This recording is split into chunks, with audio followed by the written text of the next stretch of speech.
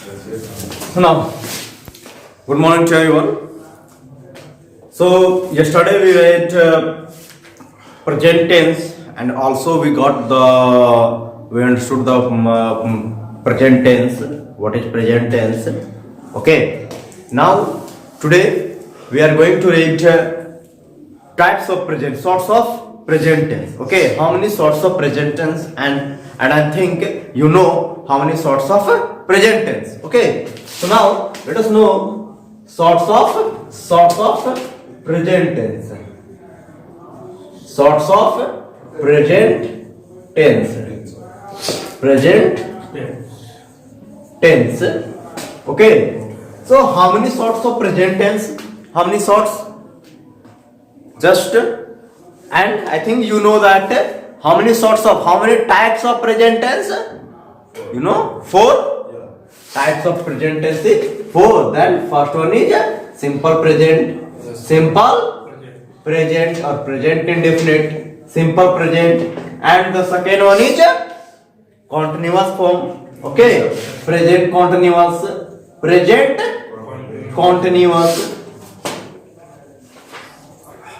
continuous, and the third one is present perfect. Third one is present perfect, and the fourth one is perfect continuous. Present perfect, present perfect continuous. Okay, present perfect continuous. So this is the sorts of present tense. Okay, in present tense there are four sorts: present simple present, present continuous, present perfect, and present perfect continuous tense. Any problem? So now, and in this 4 sorts, simple present is very important for the view of examination. Okay, and also for the view of examination, and it is also very long. बहुत लंबा आपका simple present tense ही जो है आपका tense में it is very long. काफी ये लंबा है, ये आपका काफी लंबा और काफी इंपॉर्टेंट है. अगर आप इसको समझ गए, if you got it, then I think your tense would be clear, your present tense would be clear, and also past tense. इसको समझ केवल आप लोगों को जो इसमें समझने की जो जरूरत है, वो आपको समझने की क्या जरूरत है? सिंपल प्रेजेंट टेंस को समझने की बहुत बढ़िया से इसको समझने की जरूरत है, क्योंकि जो टाइम लेगा, आपका टाइम लेने वाला चीज केवल आपका पहला ही है, फर्स्ट है, यही टाइम लेगा. अदरवाइज कॉन्टिन्यूअस भी कुछ खास टाइम नहीं लेगा, ना ही सब कुछ टाइम नहीं लेते हैं. जो टाइम लेता है आपका वो क्या होता है? सिंपल प्रेजेंट ही आपका टाइम लेगा, अदरवाइज कुछ टाइम नहीं लेगा आपका. क्लियर है? So now let us read what is simple present. Okay, right. Simple present को हम लोग, इसको मैं इरेज करता हूं और सिंपल प्रेजेंट से हम लोग चलते हैं.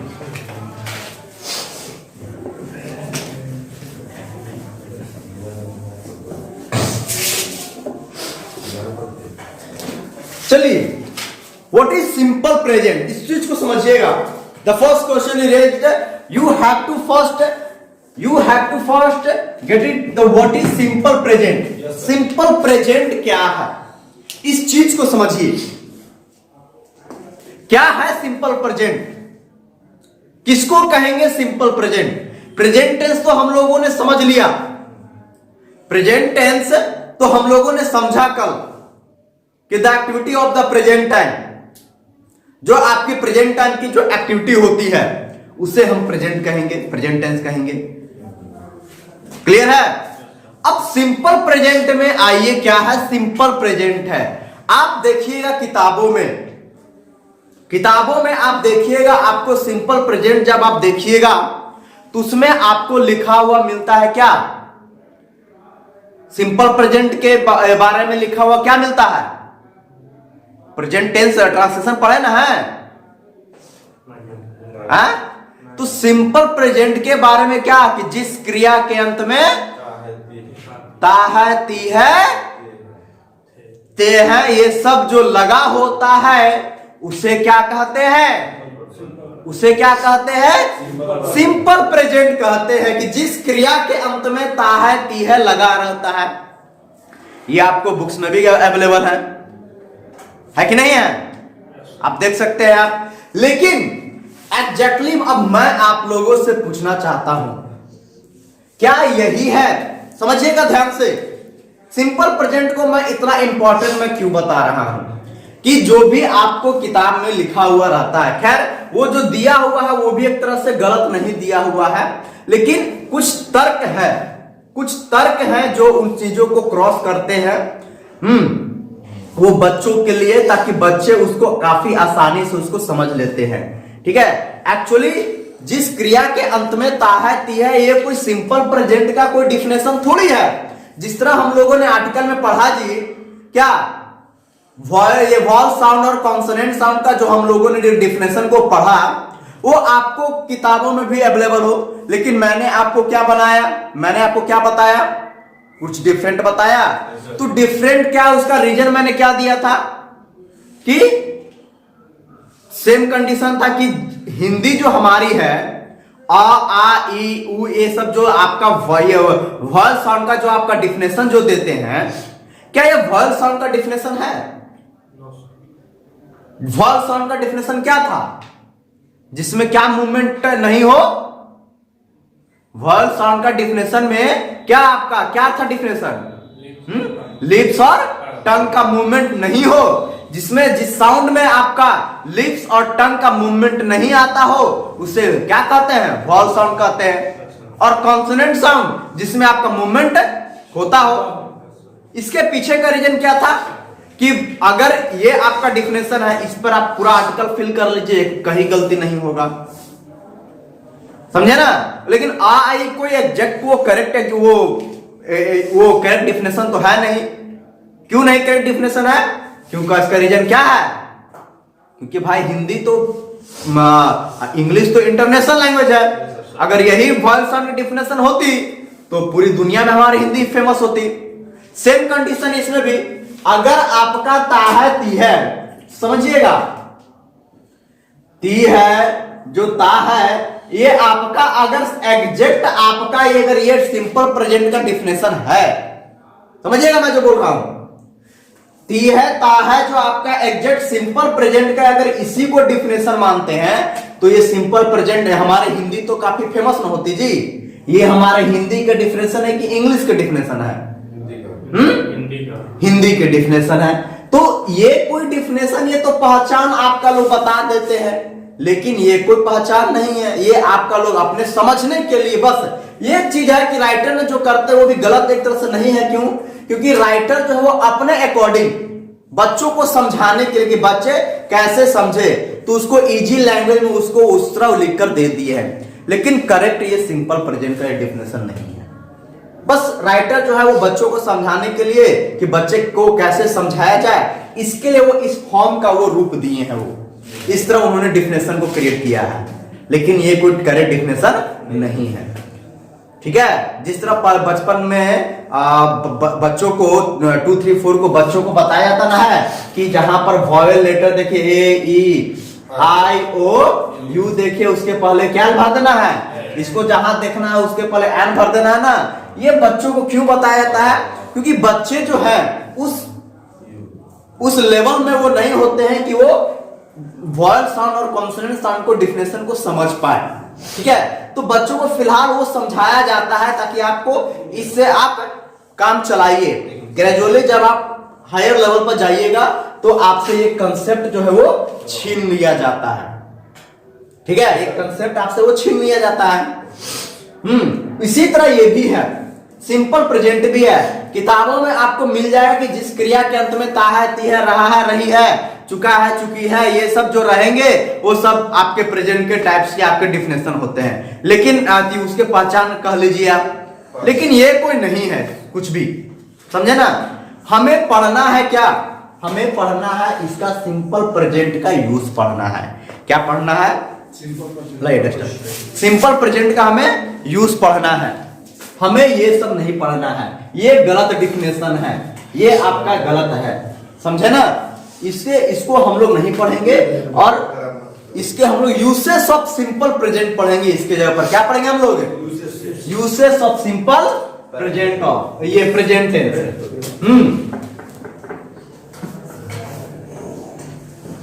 यूज ऑफ सिंपल प्रेजेंट हम लोग पढ़ेंगे। क्या पढ़ेंगे हम लोग? Use of simple present tense. Use of simple present tense पढ़ेंगे हम लोग। अब इसके यूज क्या है जी सिंपल प्रेजेंट के? यही जो है आपको काफी लंबा और काफी इंपॉर्टेंट ये आपका होता है यूज ऑफ सिंपल प्रेजेंट का। यूज ऑफ सिंपल प्रेजेंट जो है वो काफी है आपका। क्या होता है यूज ऑफ सिंपल प्रेजेंट में? हम लोग इस तरह एक ट्रिक के माध्यम से हम लोग पढ़ेंगे। हम लोग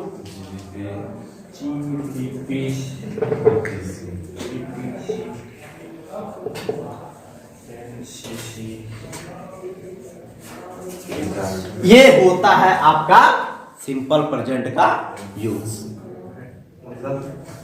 मतलब क्या है इसको भी जान लीजिए। जी स्टैंड फॉर होता है क्या? General fact. G stand for general fact. ठीक है, देखिए सिंपल प्रेजेंट टेंस के कितने यूज होते हैं इस चीज को हमेशा याद रखिएगा। सिंपल प्रेजेंट टेंस सबसे बड़ा क्यों होता है? क्योंकि इसके 11 यूसेस होते हैं। कितने यूसेस होते हैं इसके? 11 यूसेस होते हैं। गिन लीजिए 3 3 6 3 9 और 2 11। इसलिए इसको सबसे लंबा कहा गया है सिंपल प्रेजेंट को। और इसी 11 में पूरा सिंपल प्रेजेंट आपका क्लियर हो जाएगा। बहुत ही सिंपल वे में आपका क्लियर होगा सिंपल प्रेजेंट। इसी 11 में आपका जी गॉप ईटीसी एमसीसी एचएफ। ठीक है, जी स्टैंड फॉर क्या हम लोगों ने पढ़ा? General fact. U stand for क्या? U stand for universal fact. P stands for proverb. P stands for proverb. E stands for exclamation. E stands for T stands for time clause. C stands for conditional clause. Conditional clause. M stands for news headline. C stands for contextual fact. C stands for commentary. H stands for habitual fact. Habitual fact. F stands for future time. देखिए future time आ गया।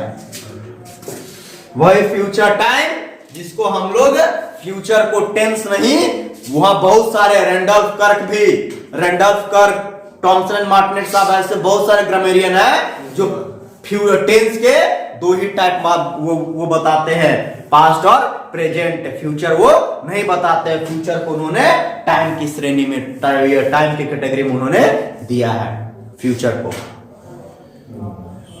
ठीक है, तो future is not a tense, future is a time. Future is not a tense, future is time. Future tense नहीं, future time है। तो ये सब जो है आपके सिंपल प्रेजेंट के कितने यूज है आपके? 11। कौन कौन? General fact, universal fact, proverb, exclamation, time clause, conditional clause, news headline, contextual fact, commentary, habitual fact, future time. अब इसको हम लोग सीरियल वाइज इसको हम लोग पढ़ेंगे, ठीक है ना? कि जनरल फैक्ट क्या होता है, यूनिवर्सल फैक्ट क्या है और प्रोवर्ब क्या है। Any problem?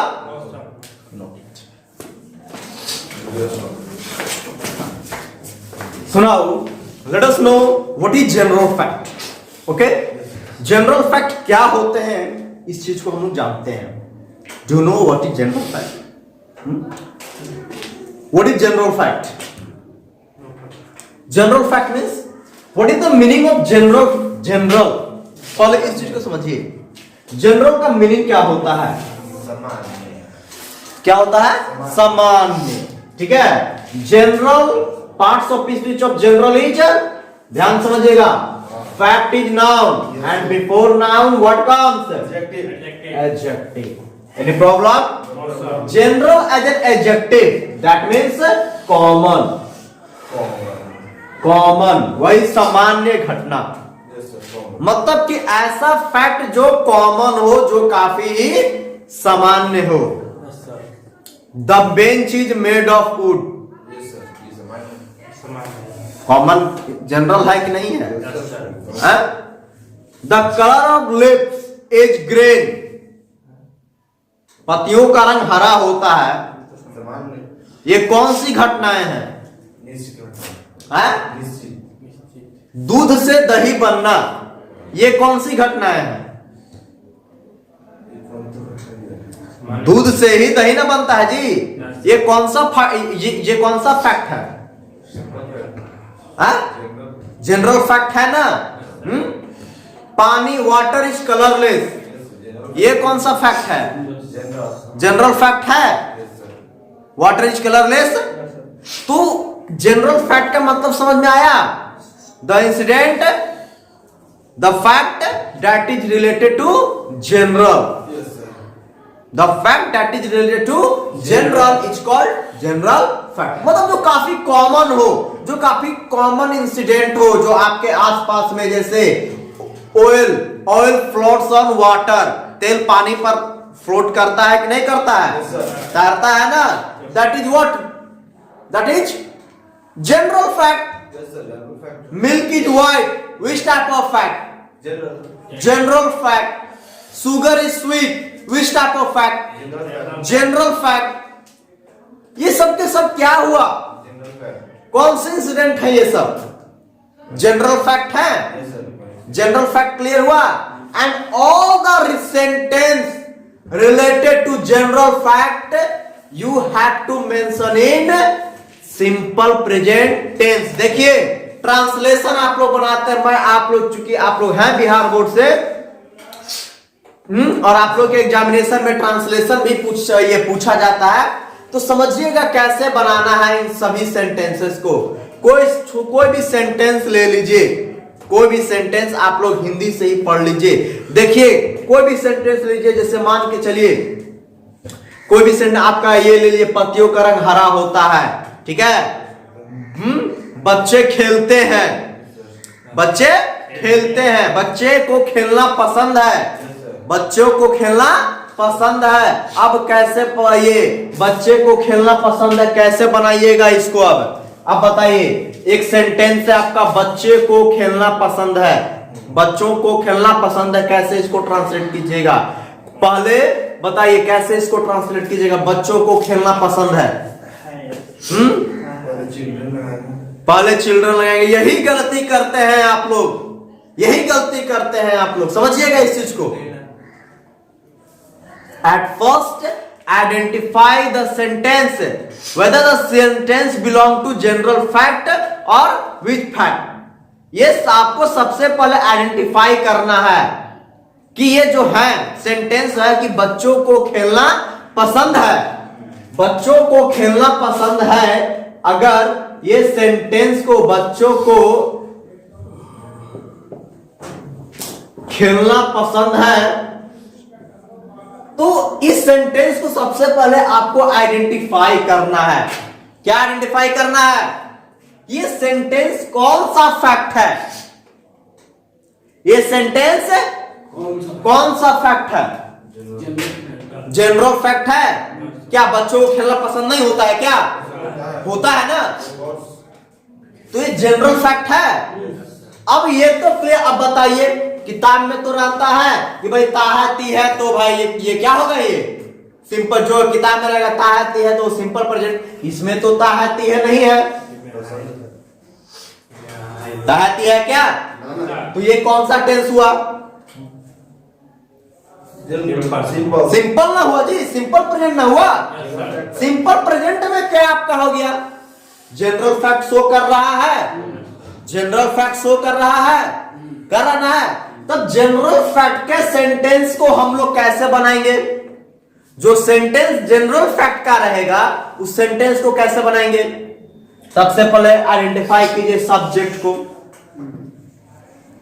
सबसे पहले किसको आइडेंटिफाई करना है? सब्जेक्ट को। चिल्ड्रन,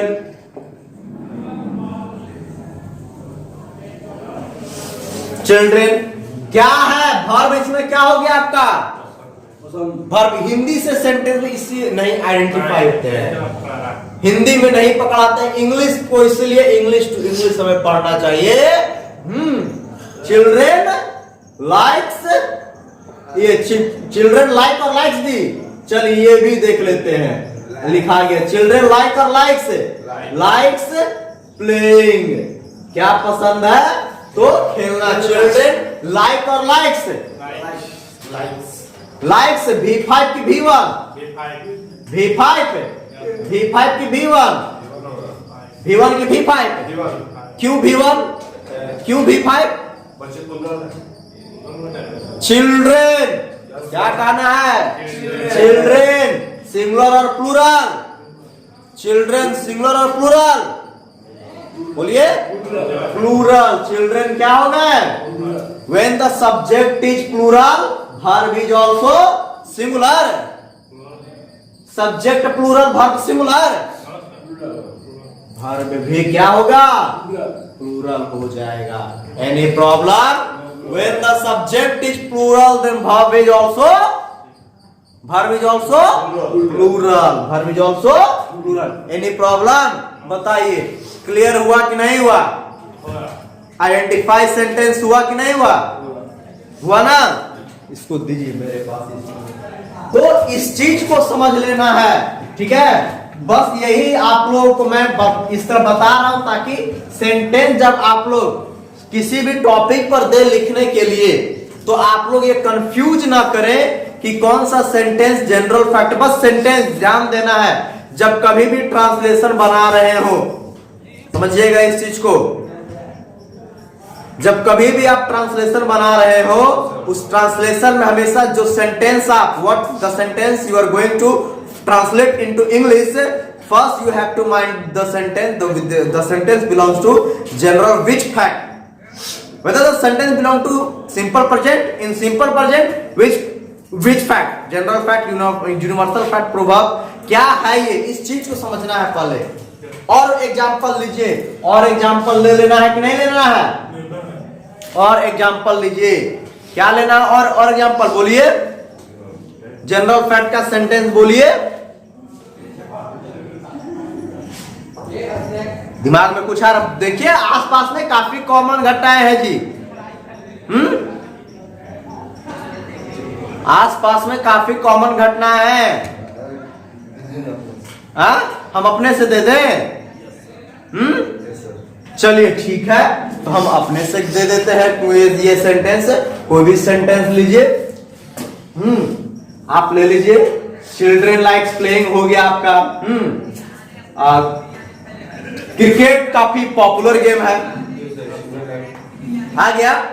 क्रिकेट क्या है? क्रिकेट काफी पॉपुलर गेम। तो हम लोग लिख सकते हैं कि नहीं लिख सकते हैं? Cricket is a very popular game. ये कौन सा फैक्ट हुआ? ये कौन सा फैक्ट हुआ? जनरल फैक्ट है कि नहीं है? जनरल फैक्ट है ना? जनरल फैक्ट है कि नहीं है?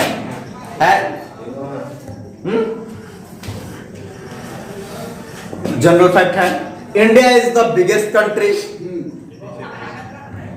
जनरल फैक्ट है ना? तो कोई भी चीज ले लीजिए आप, जो ऐसी घटनाएं हैं, जो इंसिडेंट हैं, जो होते रहते हैं। Delhi is one of the most, Delhi ले लीजिए, Delhi is one of the. अब इसको ऐसे लीजिए, चूंकि आप लोग ट्रांसलेशन देखना है, इसको मैं आप लोग हिंदी से आपको समझाता हूं।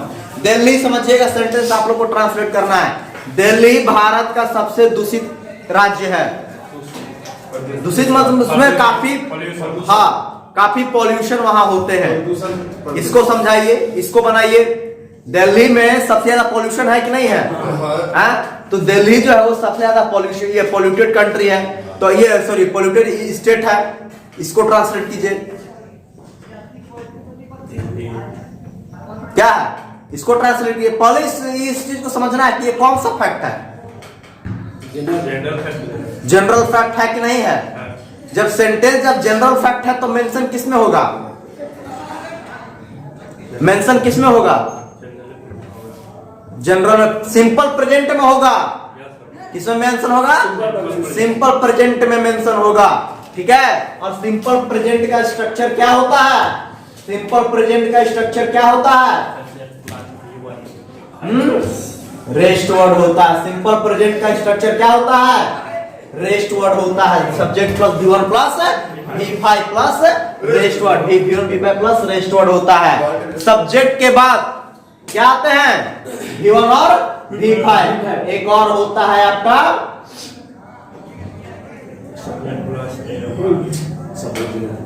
Plus complement. अब कॉम्प्लीमेंट क्या होता है ये भी समझाऊंगा आप लोगों को।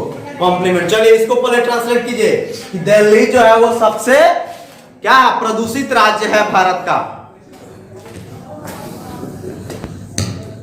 Delhi is one of the most polluted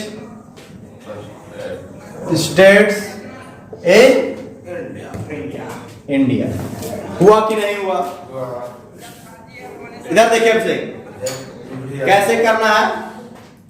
Delhi subject का आपका क्या है, सब्जेक्ट आपका क्या है, Delhi. Delhi is one, Delhi is one, Delhi is one. किसमें वन है, किसमें नंबर 1 पर है, दिल्ली इज वन किसमें नंबर 1 पर है, तो of the most polluted states, मतलब कि जितने भी पॉल्यूटेड स्टेट्स हैं उनमें से दिल्ली कौन सा नंबर पर है, नंबर 1 पर है, क्योंकि दिल्ली है राजधानी है ना, इसीलिए। तो दिल्ली इज वन, दिल्ली इसको रीडिंग कीजिए, Delhi is one of the most polluted states in India. Bharat में जितने भी हैं दिल्ली से उनमें से क्या है, नंबर। अच्छा एक बात यहां बताइए आप लोग, यहां पर स्टेट होगा, स्टेट्स होगा कि स्टेट होगा, स्टेट होगा कि स्टेट्स होगा, स्टेट्स क्यों होगा, स्टेट्स क्यों हो, स्टेट क्यों नहीं, बात हो रही है केवल दिल्ली की, तो सारे स्टेट से नंबर 1 बात है दिल्ली। और आप लोग आर्टिकल में पढ़े ना, क्या पढ़े थे आर्टिकल में, वन ऑफ मोस्ट ऑफ पढ़े थे, लेकिन भूल गए हैं, है कि नहीं है। One of, most of, many of, each of पढ़े हैं ये सब, एवरी ऑफ। इसके बाद में क्या आता है, प्लस द प्लस नाउन कि सिंगुलर, तो वन ऑफ है यहाँ, वन ऑफ है, तो वन ऑफ के बाद में नाउन सिंगुलर की प्लूरल, नाउन प्लूरल, सिंगुलर नहीं। क्लियर है, जनरल फैक्ट है। तो इस चीज को जनरल फैक्ट में समझना है कि जनरल फैक्ट क्या होता है। सेंटेंस आप लोग बनाकर आप लोग भी है। अब आप लोग को मैं एक यूनिवर्सल फैक्ट में समझा देता हूं कि यूनिवर्सल फैक्ट क्या होता है। जनरल फैक्ट क्लियर है ना। अब जनरल फैक्ट में ज्यादा एग्जांपल नहीं दे रहा हूं इसलिए क्योंकि ये आप लोगों का होमवर्क है, आप लोगों को अपना दिमाग लड़ा करके आप लोगों को बनाकर लाना है, क्योंकि सब मैं ही बताऊंगा तो फिर आप लोग क्या बनाइएगा। इसीलिए आप लोगों को दिमाग लड़ाना है और कम से कम तो 20 sentence of general fact you have to frame tomorrow. General fact के 20 सेंटेंसेस आप लोगों को फ्रेम करने होंगे। और सभी के सभी इंसिडेंट आपके जनरल फैक्ट से ही आपके होने चाहिए, ठीक है। और आपको यूनिवर्सल फैक्ट का कंसेप्ट मैं आपको दे देता हूं। यूनिवर्सल फैक्ट इसको नोट कीजिए सबसे पहले, फर्स्ट नोटिस।